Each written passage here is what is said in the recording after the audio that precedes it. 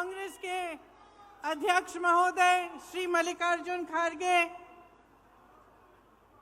मेरी प्यारी माता जी, आज मुझे बहुत खुशी है, गर्व भी है कि आज पहली बार आपके प्रदेश से राज्यसभा के सदस्य बनने के बाद आपके यहाँ आई हैं और मुझे गर्व है कि आज मुझे उनके साथ यहाँ आने का मौका मिला। श्री अशोक गहलोत जी, श्री सुखजिंदर रंधावा जी, श्री सचिन पायलट जी, श्री गोविंद दोतासरा जी, मंच पर विराजमान सभी नेतागण, मेरे प्यारे कार्यकर्ता बहनों और भाइयों, आप सबका इस सभा में बहुत बहुत स्वागत। आज ये मौका है कि हम अपनी पार्टी का घोषणा पत्र आपके सामने रख रहे हैं।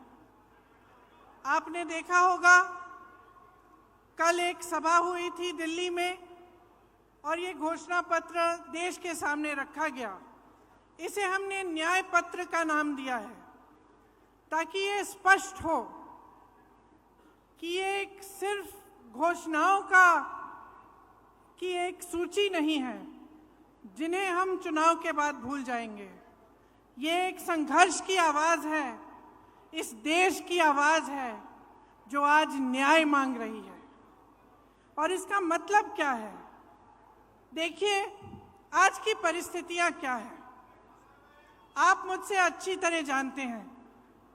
बेरोजगारी चरम पे है। 45 सालों में इतनी बेरोजगारी नहीं रही जितनी आज है। आपने 10 सालों से मोदी जी की सरकार देखी, भाजपा की सरकार देखी, और अगर आप एक दूसरे से पूछते हैं, अड़ोस पड़ोस के घरों में जाते हैं, अपने घरों में खुद झांक के देखते हैं, तो क्या पता चलता है क्या किया इन्होंने बेरोजगारी को हटाने के लिए? बड़े बड़े वादे किए थे, बड़ी बड़ी घोषणाएं की थी, एक भी पूरा नहीं किया। आज बेरोजगारी बहुत ज्यादा है और इन्होंने क्या किया? अग्निवीर जैसी स्कीम लाई जिससे वो बच्चे, वो नौजवान जो मेहनत करके रोज रोज वर्जिश करके टेस्ट लेते हैं सेना में जाने के लिए, उनकी आशाएं टूट गई। पेपर लीक हो रहे हैं हर प्रदेश में। जहां देखिए नौजवान मुश्किल से पढ़ाई कर रहा है, माता पिता कमाकर उसको मुश्किल से लोन लेके कैसे भी उसकी पढ़ाई करा रहे हैं, उसके ट्यूशन करा रहे हैं। पेपर लीक हो जाता है, नौकरी नहीं मिलती। ये परिस्थितियां हैं। आज महंगाई की ये परिस्थिति है कि ठीक है, चुनाव आने लगा तो 2 महीने पहले इन्होंने गैस सिलेंडर का दाम कम कर लिया, लेकिन इतने सालों से क्या दाम था? इतने सालों से आप क्या देख रहे हैं? आपका अनुभव क्या है? मेरी बहनें जानती हैं, त्योहार आता है घबराहट होती है कि कैसे खर्चा करेंगे, लिपाई पुताई कैसे कराएंगे, त्योहार के लिए नए कपड़े कैसे खरीदेंगे, दुकान जाएंगे क्या खरीद पाएंगे। ये परिस्थितियां हैं। किसानों की क्या परिस्थिति है? किसान सड़क पर आंदोलन करता है, प्रधानमंत्री जी उनकी सुनवाई ही नहीं करते। जीएसटी से मारा जा रहा है, हर चीज पे जीएसटी लगी जा रही है।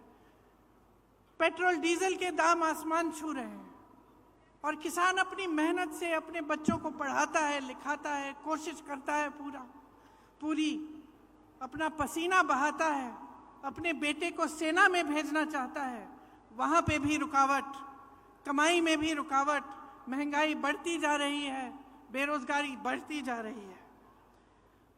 और एक अनोखी बात है, आपने देखा होगा पिछले 5 सालों में क्या इन चीजों की, ये जो परिस्थितियां हैं आपके, ये जो संघर्ष हैं, क्या इनके बारे में आपको टीवी पे कुछ दिखता है?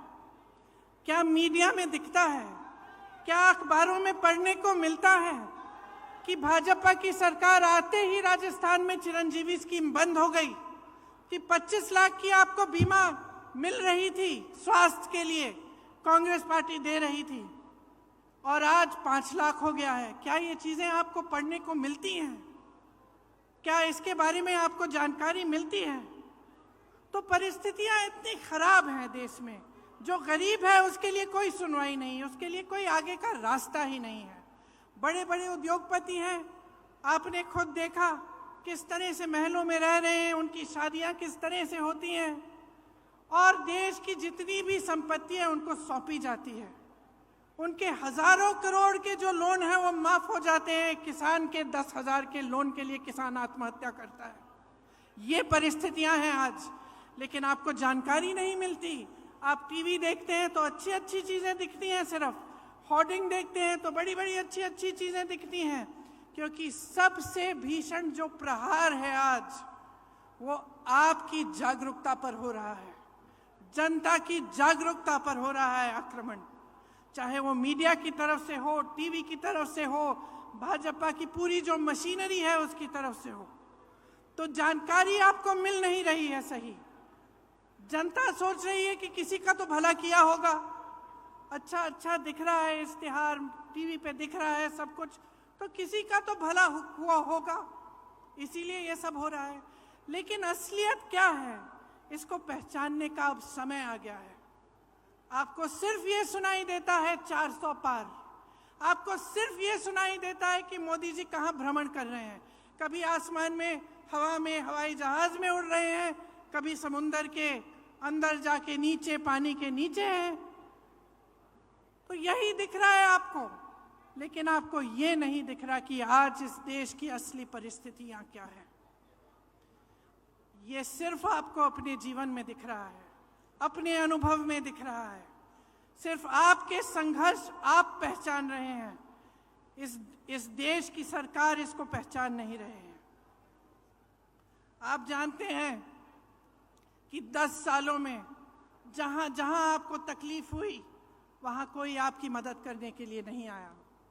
जितनी भी स्कीमें हैं बड़े बड़े उद्योगपतियों के लिए बनी हैं, ये कहते हैं आपको 5 किलो राशन देंगे लेकिन आपको रोजगार नहीं देंगे, आपके बच्चों को अपने पैरों पे खड़े होने का मौका नहीं देंगे। तो आपको अब जो समय आ गया है कि आपको जागरूक बनना है, ये आप बहुत अच्छी तरह से समझ लीजिए। जब हम न्याय की बात करते हैं, हम ये कह रहे हैं, ये पहचान कर कह रहे हैं कि आपके जीवन में अन्याय हो रहा है। चाहे वो गरीब हो, उसकी सुनवाई नहीं है, चाहे कमजोर हो, उसकी सुनवाई नहीं है, मजदूर की सुनवाई नहीं है, आज स्त्री की सुनवाई नहीं है, उसकी कहानी कोई नहीं सुनाता। आपको कहीं नहीं दिखेगा मीडिया में, टीवी में। और भाजपा के नेता आपसे ये बातें नहीं करेंगे। चाहे ड्राइवर हो, ऑटो का ड्राइवर हो, चाहे माली हो, चाहे बढ़ई हो, चाहे हस्तकला में कोई काम कर रहा हो, इनकी कहानियां आप सुनते नहीं हैं। इसीलिए हमने अपने जो न्याय पत्र में लिखा है वो इन्हीं की कहानियों के तहत, इन्हीं के अनुभव पर लिखा है। आपकी ही आवाज है इस घोषणा पत्र में, इस न्याय पत्र में। भाजपा के नेता मोदी जी एक खोखले संसार, एक खोखली दुनिया में रह रहे हैं। गाजे बाजे में, शोहरत में आपको सिर्फ अच्छा अच्छा दिखता है, बड़ी बड़ी इवेंट बाजी दिखती है। सच्चाई छुपाने के लिए है ये, और जितने भी प्रयास हैं वो सिर्फ सच्चाई छुपाने के लिए हैं। आज पूरे विपक्ष पर हमला है। 2 मुख्यमंत्री जेल में हैं, कहते हैं भ्रष्टाचार पर वार है, लेकिन सब भ्रष्टाचारी अपनी पार्टी में इकट्ठा कर रहे हैं। सारी पार्टियों के जितने भ्रष्टाचारी हैं उनको सब न्योता देके, वो निमंत्रण देके ले रहे हैं, और अचानक उनकी पार्टी में जाते ही स्वच्छ हो जाते हैं, कोई उनके बारे में सवाल नहीं उठाता। तो ये बहाना है, ये पूरा बहाना है कि इनकी दुनिया सक्षम रहे, बड़े बड़े उद्योगपतियों की, इनकी, और वो भी गिने चुने उद्योगपति हैं, सारे उद्योगपति नहीं हैं। बहुत सारे ऐसे उद्योगपति हैं जो देश के लिए दिन रात काम करते हैं, जो रोजगार बनाते हैं। इनके जो गिने चुने मित्र हैं उनको सारी संपत्ति सौंपी जा रही है। ये उन दूसरे उद्योगपतियों के साथ भी अन्याय है। तो ये पूरी जो परिस्थितियां हैं देश की, इनको समझने की बहुत खास जरूरत है। आज जो आप वोट डालने जा रहे हैं, वो वोट इस देश के लोकतंत्र को बचाने के लिए जा रहा है। अब ये बात आपने बहुत सुनी होगी और कभी कभी आप पूछते भी होंगे कि भाई कैसे हमारा लोकतंत्र असुरक्षित कैसे है। तो ये असुरक्षित इसलिए है क्योंकि जितनी भी ऐसी संस्थानें हैं और जो बड़ी बड़ी इंस्टीट्यूशंस हैं जो लोकतंत्र को बचाने के लिए हैं, उनको कमज़ोर किया गया है, उनका गलत तरह से इस्तेमाल हो रहा है। आज ये नौबत आ गई है कि जनता को ईवीएम पे भी भरोसा नहीं है। जनता ये भी नहीं जानती कि अगर वोट डालेंगे तो क्या हमारा वोट सही तरह से डलेगा कि नहीं। तो इन परिस्थितियों के बीच जो हमारा न्याय पत्र है, इसमें हमने कुछ ऐसी घोषणाएं की हैं जो हम चाहते हैं कि जब हमारी सरकार आएगी हम आपके लिए करके दिखाएंगे। इसका प्रमाण ये है कि हमने प्रदेशों में करके दिखाया है। जिन प्रदेशों में हमारी सरकार रही उनमें राजस्थान भी था। आपने देखा कि राजस्थान में किस तरह से जो स्कीम लागू करवाई थी, और जैसे मैंने कहा चिरंजीवी जैसी स्कीमें जिससे आपको पूरी तरह से स्वास्थ्य की सुविधाएं मिलती थी। तो हमारे न्याय पत्र में किसानों के लिए 5 गारंटी हैं। एमएसपी का को हम कानून बनाएंगे, गहलोत जी ने भी आपको बताया। स्थायी कृषि ऋण माफी का आयोग बनेगा, मतलब एक स्थायी आयोग होगा और आपके जो ऋण हैं, जो छोटे किसानों के जो ऋण हैं जो आपके माफ नहीं होते हैं, उसके लिए वहां सुनवाई होगी। फसलों का नुकसान होने पर 30 दिनों में सीधे बैंक खाते में भुगतान होगा। नई कृषि की आयात निर्यात की नीति बनेगी और कृषि में इस्तेमाल जितने भी आप सामान इस्तेमाल करते हैं कृषि में, वो जीएसटी से माफ होंगे। ये बहुत बड़ी चीज़ है, इससे आपको बहुत राहत मिलेगी। मैंने बेरोजगारी की बात की। युवाओं के लिए केंद्र में 30 लाख जो खाली पद भरे हैं, पड़े हैं, उन्हें भारी करने का काम हमारी सरकार करेगी। हर परिवार में जो पहली नौकरी है वो पक्की मिलेगी और स्नातक पास को 1 लाख रुपए मिलेंगे। ये जो पेपर लीक होते रहते हैं जिससे आपका बहुत नुकसान होता है और पढ़े लिखे बच्चे बेरोजगार बैठे रहते हैं, उसके समाधान के लिए एक नया कानून बनाया जाएगा। सख्ती से जो ऐसे काम कराएंगे, सख्ती से उन पर कार्रवाई होगी और एक जॉब कैलेंडर बनेगा जिसमें जो नियुक्ति के जो डेट हैं, जो इम्तिहान के डेट हैं, रिजल्ट के डेट हैं, वो पहले से बताए जाएंगे।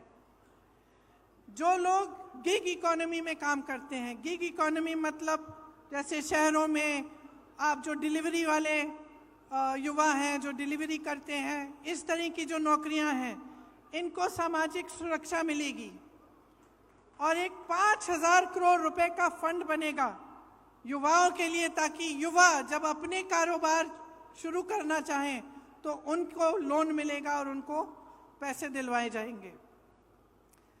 महिलाओं के लिए खास हमने कुछ सोचा है कि हर जो गरीब महिला है उसे सालाना 1 लाख रुपए सरकार से मिलेंगे। केंद्र में जो नई भर्तियां हैं उनमें से 50% महिलाओं को दी जाएंगी। आशा, आंगनवाड़ी, मिड डे मील वेतन में केंद्र का योगदान 2 गुना होगा और हर पंचायत में एक अधिकार मैत्री होगी जो महिलाओं को अपने अधिकारों के बारे में बताएगी। कामकाजी महिलाओं के लिए हॉस्टल होने चाहिए, देश में काफ़ी नहीं है, उनकी जो संख्या है उसको 2 गुना किया जाएगा और हर जिले में कम से कम एक ऐसा हॉस्टल होगा। आदिवासी भाई बहनों के लिए भी हमने गारंटी किया है कि वन अधिकार अधिनियम लागू किया जाएगा और एक स्पेशल बजट, स्पेशल प्लान बनाया जाएगा। भूमि अधिग्रहण कानून में जो संशोधन किए गए थे वो वापस लिए जाएंगे और राज्यों में पैसा के अनुसार कानून लागू किए जाएंगे, जिससे जहां आदिवासियों की आबादी ज़्यादा है वे अनुसूचित क्षेत्र घोषित किए जाएंगे।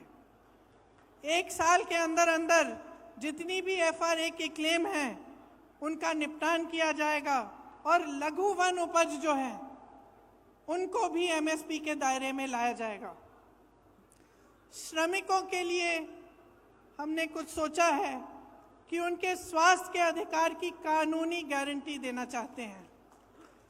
जांच से इलाज तक पूरी सेहत की देखभाल की सुविधाएं उनको मिलनी चाहिए और राष्ट्रीय न्यूनतम मजदूरी 400 रुपये प्रतिदिन की गारंटी हम करेंगे और शहरी क्षेत्रों के लिए रोजगार गारंटी का कानून लागू होगा, जिस तरह से ये कानून गांव में लागू होता है।